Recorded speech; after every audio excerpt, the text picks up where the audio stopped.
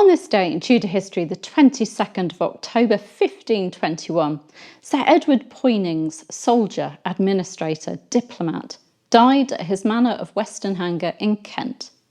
You may not know his face, but if you've ever heard the phrase Poynings Law, you already know his legacy. I'm historian and author Claire Ridgway, and let me introduce you to this Kentish gentleman who helped Henry VII tame Ireland, chased pirates off the coast of Flanders, and later carried Henry VIII's diplomacy on his shoulders, before coming home to rebuild his castle. Edward Poynings was born in the autumn of 1459, probably in Southwark, the only son of Robert Poynings and Elizabeth Paston. Interestingly, his father had been carver and sword-bearer to Jack Cade, the rebel who marched on London in 1450. As a young man, Edward joined the rising against Richard III in 1483, was attainted, fled abroad, and attached himself to Henry Tudor in exile. When Henry landed at Mill Bay in August 1485, Edward landed with him and was knighted on the beach for his loyalty.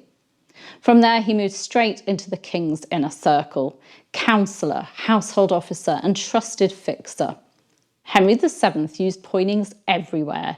He inspected artillery at Calais, Guisnes and Ham, and in 1492 took command of a squadron, 12 ships and 1,500 men, to clear the channel of pirates operating out of Sluice. He didn't just patrol, he besieged. After hard fighting, the two castles protecting the port surrendered to him, and the rebels bent the knee to Maximilian, the emperor. The assignment that defines Poynings came in 1494. Ireland was a Yorkist tinderbox. Lambert Simnel had been crowned king there in 1487. Perkin Warbeck was sniffing around, and the great families were at each other's throats. Henry VII sent Poynings as Lord Deputy with a tiny force but a big brief: restore royal authority. He moved fast. He summoned a parliament at Drogheda and passed a raft of measures to lock the lordship back to the crown. The Act, later known as Poynings Law, said two simple and quite explosive things.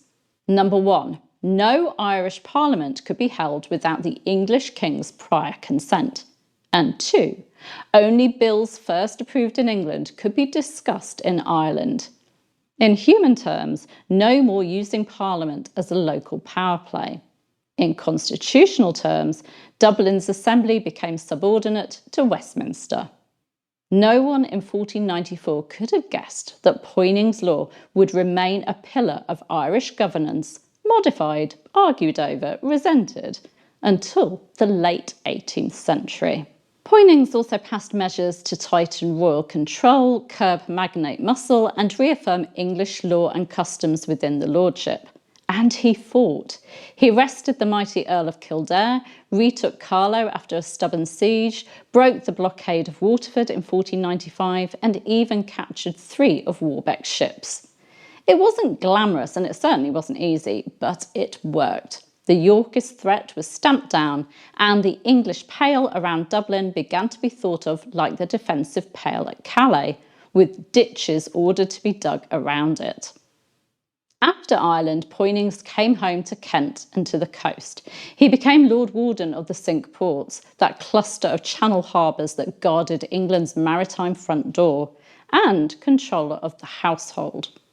Under the young King Henry VIII, he turned diplomat, renewing treaties, negotiating in the Low Countries, and being involved in royal pageantry.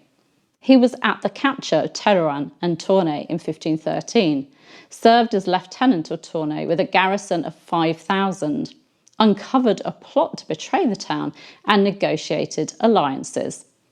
Later, he helped ferry the king to France for the Field of Cloth of Gold in 1520, supplying ships as warden, and met Emperor Charles V at Gravelines.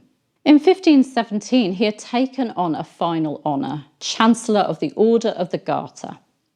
Poynings married Elizabeth, often called Isabella Scott, daughter of Sir John Scott, and he rebuilt Westenhanger Castle. Sir Edward Poynings died at Westenhanger on the 22nd of October 1521.